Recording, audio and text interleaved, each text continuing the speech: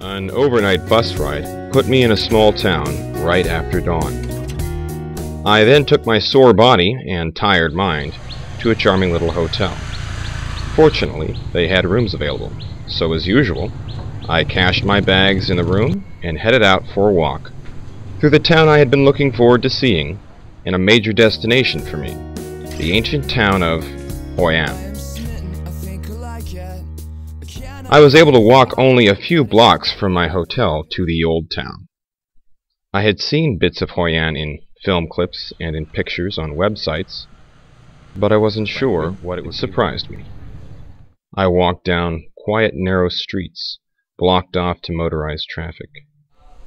The yellow morning sun shone brightly upon the cobblestone sidewalks as I looked around at tile roofs and carved balustrades. The buildings were of two primary designs: old French colonial with masonry walls and multi-paned windows, or Chinese with paneled wooden walls, small courtyards, and delicate woodwork.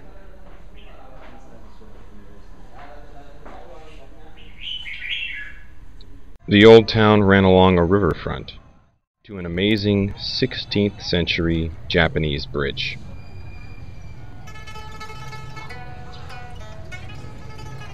The old houses, the woodwork, the tile roofs, and the dragon-flanked gateways gave me the question: what century was this from?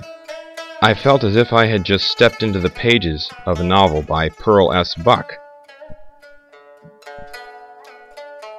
But I hurried on to my first stop. What Hoi An is famous for? Tailors, of course. Not that one. I had done my research and brought some pictures of suits I wanted. I stopped at one tailor, dropped off a few ideas, then went to another tailor, and then another.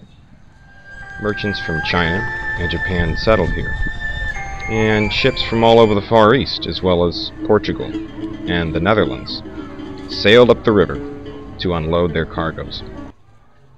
By the 1700s, the Chinese merchants considered Hoi An the best trading spot in all of Southeast Asia. However, when Emperor Zalong gave the French exclusive trading rights to the nearby port of Da Nang, the bustling center of Hoi An quickly faded into a backwater. In fact, I wasn't the only one who noticed the time capsule aura that Hoi An's buildings and streets projected. I saw a film crew shooting scenes for, well, a war film, naturally.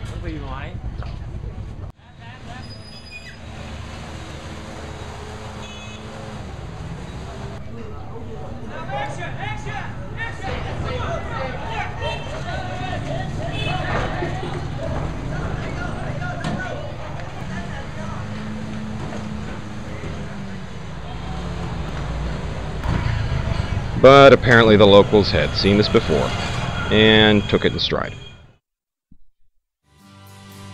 In a way, though, the town's obscurity was a blessing, because a great number of the buildings and streets were largely preserved, and the old town retains much of its 18th century charm.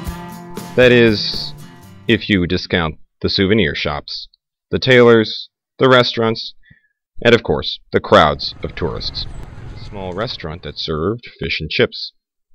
I discovered a young Australian man named Jerry, and he told me that the owner, a middle-aged woman named Anne, also owned a guest house. In fact, he was living there himself. So I moved there the next day. It was nice, newly constructed, so I did as I had done before. Every day I would rent a bike and take it for a few minutes' ride to the old city. I would spend time checking up on the clothes I ordered, riding around the streets of the old city, and of course, relaxing in a restaurant or two.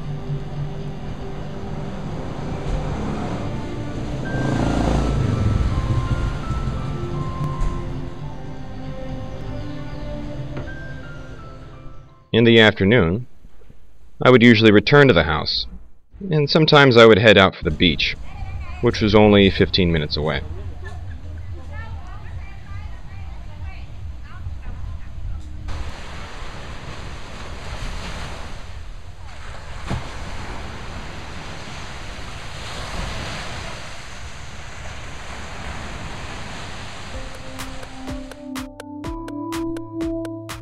After about 4 days, several adjustments and fittings, my clothes were finally done.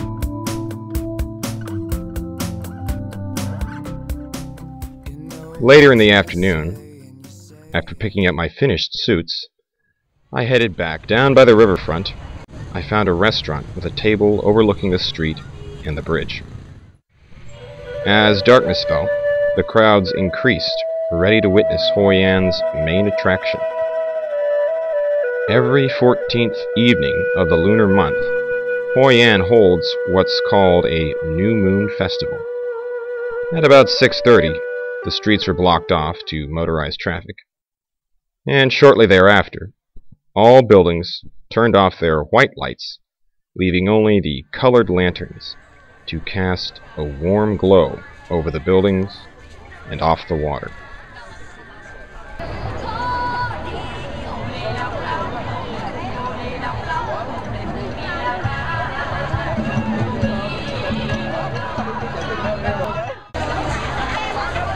A few children came up to sell paper lanterns to put in the water, but their charming entreaties didn't move me to part with my money. Oh, no thank you. No thank you.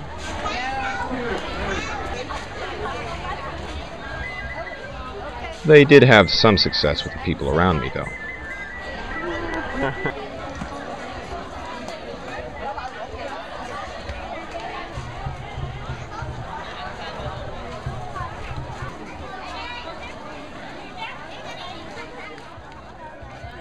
The waterfront, as well as the streets, were packed with visitors and locals.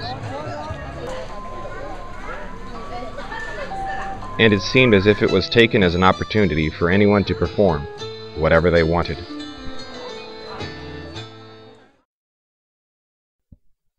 I walked back through the old town on the way home. The party was just getting started, but I was tired, and had an early start in the morning, taking a day trip north. My visit to Hoi An to coincide with the New Moon Festival, and despite the crowds, like Saigon during Tet, it had been worth it. An unforgettable nocturnal spectacle, with the old city of Hoi An as the stage and the star actor. My name is Caleb, and this is Vietnam's answer to Savile Row.